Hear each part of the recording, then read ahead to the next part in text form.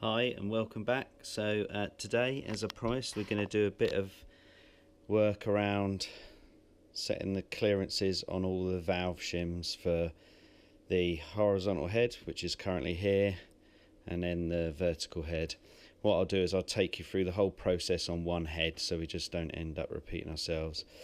So currently what I've done is I have got the SP cams sat in there and some quite loose fitted shims to give myself a starting position.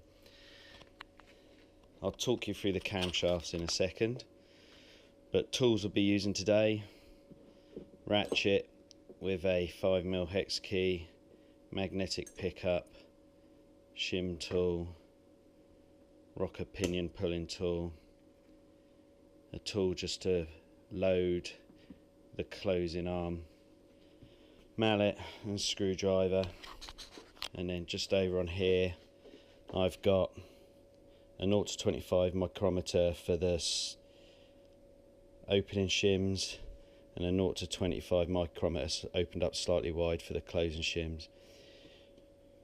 3 sets of feeler gauges just so I can have a number on the go at once, and a little tool to help measure the closing shim, and I'll explain how that works as we go on.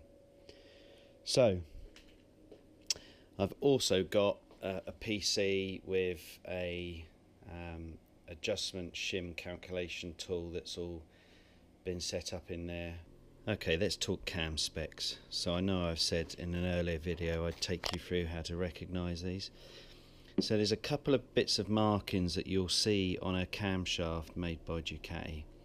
You've got this here, which is the cylinder and side of the cylinder that it sits on. So vertical cylinder head,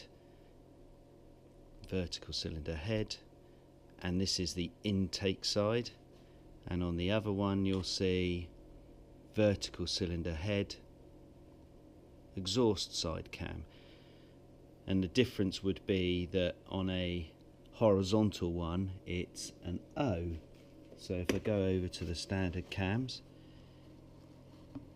you would see in there OS, horizontal exhaust, and then OA, horizontal intake. The cam specification is usually ground on to the other side. So on these SP cams you can see that it's U1.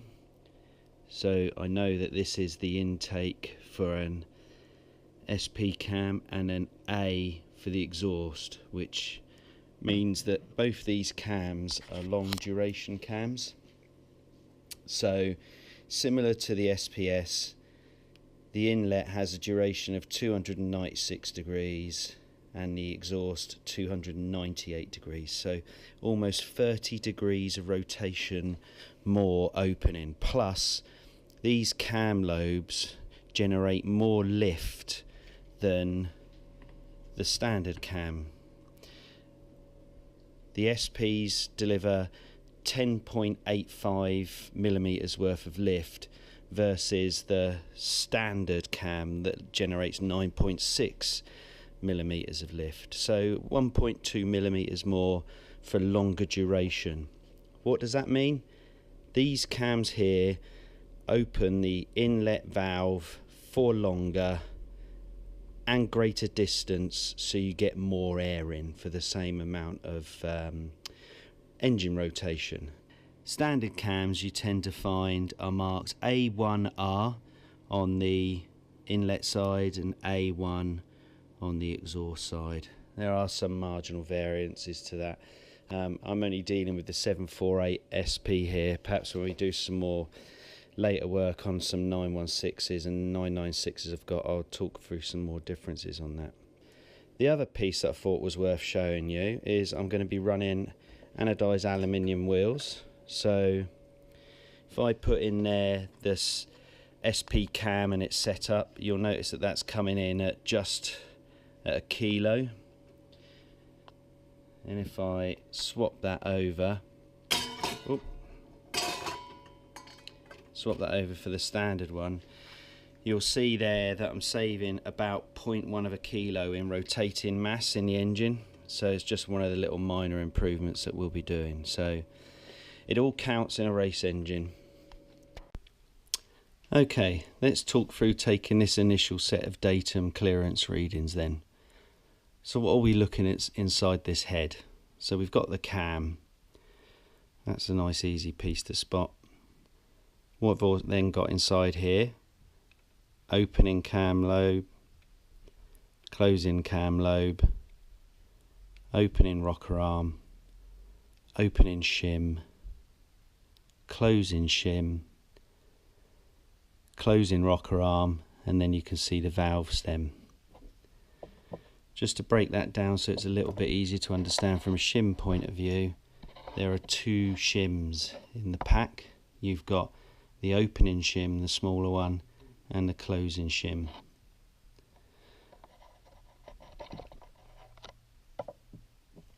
So, how do we go about getting these clearances? In the most traditional of senses, what you would do is you'd take a clearance between your opening lobe and your rocker arm. The challenge on a Ducati with a standard feeler like this is, whilst I can do this here, it's not easy to be able to get a closing clearance because the arm sits behind the camshaft. So what's been developed by Ducati is a way to take two readings by using the clearance that sits between the opening shim and the opening rocker arm, and that's called the unloaded clearance and the loaded clearance.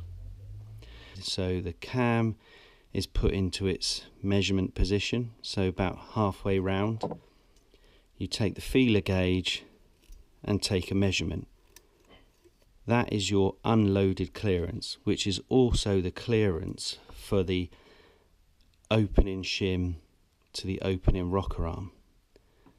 The second measurement that you take is called the loaded clearance, and all we do is we come in with a special tool, push down on the rocker arm to load it, and then take another clearance reading. This is called your loaded clearance, but that is not actually a measurement that we can use. What we need to do is now turn that into the closing shim clearance. To do that, we take the unloaded measurement that we took first and we subtract that from the loaded clearance reading. So the loaded clearance reading minus the unloaded clearance reading gives us the closing clearance between the closing lobe and its arm, and that will help us determine the right size for the closing shim, and the opening clearance helps us determine the right size of opening shim. Okay, so let's go ahead and take a full set of readings and see where we are with this head. So this is going to be a little bit challenging to show you as I film this, so I'm going to try and put this head round and I'll film it with another camera and we'll see if we can give some explanation of what's going on. So I need to take effectively 4 sets of measurements on openers, so 1, 2 and then 3 and 4 on the other side. I then need to load the arms and take 4 measurements, 1, 2, 3, 4, enter those all into the table. That will give me my current clearances, which I know will be all over the place because I've just thrown some randomly small shims in. I'll then take the heads apart to measure the shims, and then that will tell me what shim sizes I then need to reinstall to get the correct shim clearances. Okay, let's try and do that.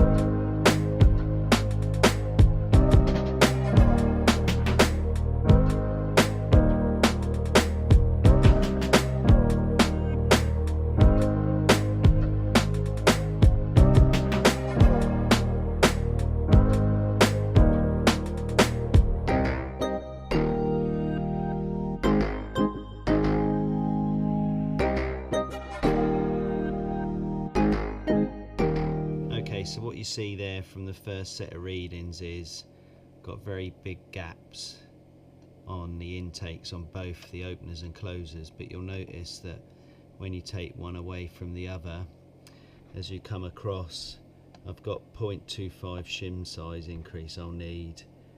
Should be okay with this one, only a marginal increase. And then likewise you'll see I struggled to even get the right exhaust shim size in, but this is the difference between the unloaded gap and the loaded gap, is you'll see there, oops sorry, you'll see there that the closing shim is far too small and the exhaust opening shim is slightly too large, so it shows the difference in that process. What I need to do now is I've got to strip this head down, take all of the shims out, measure those and then see what size they are, and then pick out of the packs of shims the correct ones to match so that we can hopefully close all the gaps up correctly. Okay, let's do that.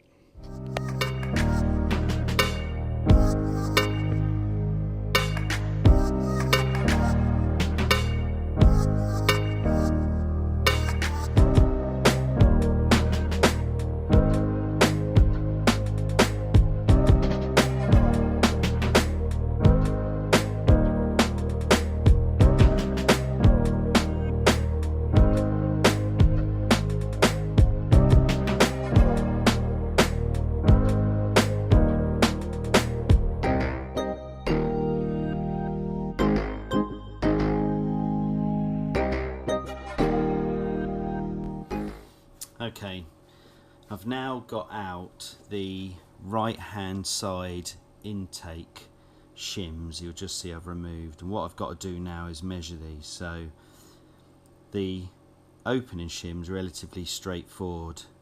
It's just take the shim in there, turn it in just till we get a touch down, and you'll see we've got 2.64 millimeters. Okay, so just enter that into the measured shim size on our table. Right hand intake 2.64. So that's that one done.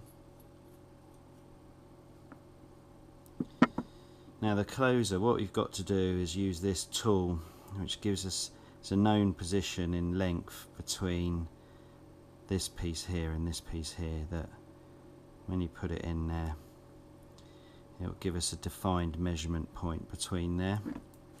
So this tool has a 12.99 millimeter measurement. So when we do that there, it's coming in at 15.85. Yep. So if we take away the 12.99 from the 15.85, it gives you 2.86 millimeters.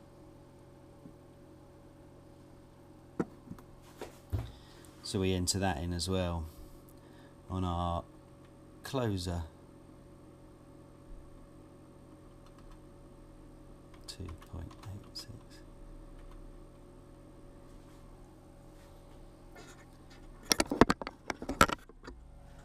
Basically what that means now is you'll see on the table that we've just done this on: intake closer 2.86, intake opener 2.64.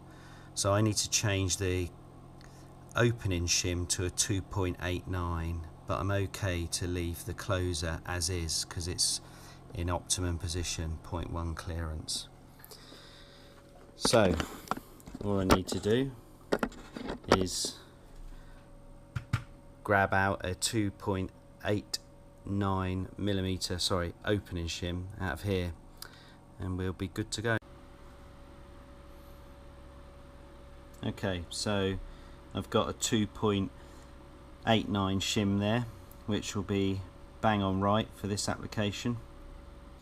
So I just need to go through that whole process now for all of the remaining shims.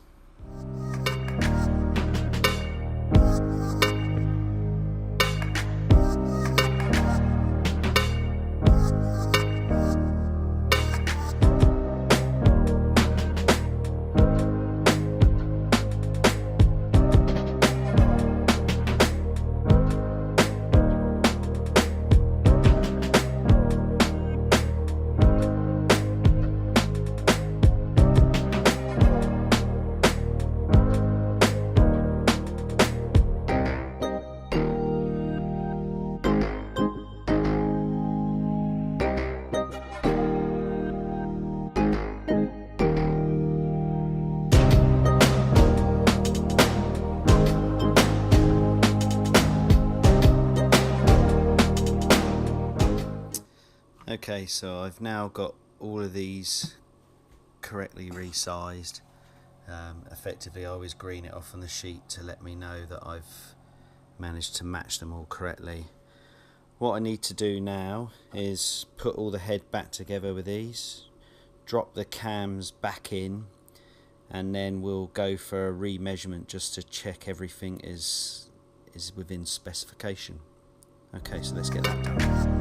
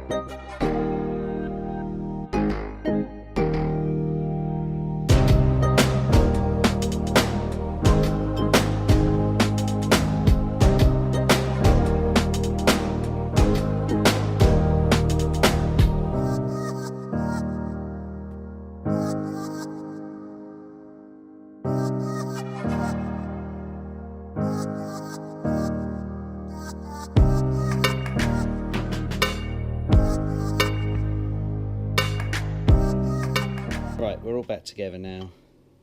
All I need to do now that we're back together is just check all the clearances again and then ensure that we've got what we should be having as our expected clearances there. So let's get on with that.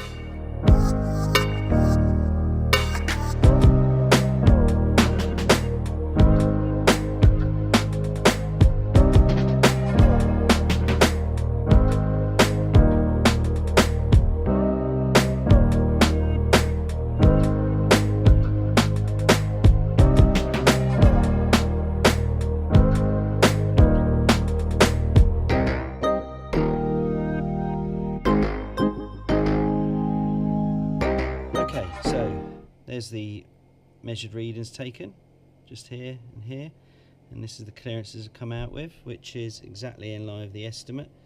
So good job. All I've got to do now is just bolt the covers up, torque everything down. I put a little bit of build oil into there, and we're good to go. So all I'm going to do now is repeat that for the other head, and that's the top end rebuild and ready to go.